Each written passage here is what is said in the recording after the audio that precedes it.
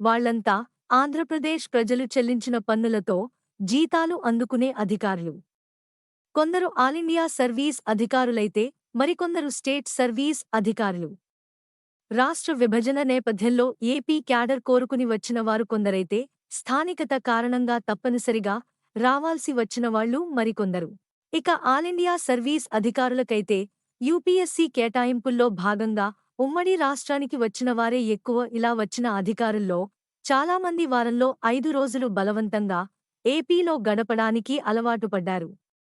శుక్రవారం వస్తే చాలు బడి గంట మోగినట్టు వరుసపెట్టి ఎయిర్పోర్ట్కు క్యూ కడతారు.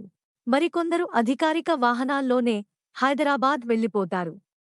10 ఏళ్లుగా ఇదే తంతు ఏపీలో నడుస్తోంది. హైదరాబాద్ స్థాయి సిటీ లైఫ్, వినోదం ఏపీలో ఉండవనే భావనతోనే వీకెండ్ వస్తే రెయ్యిన ఎగిరిపోడానికి రెడీ అయిపోతుంటారు.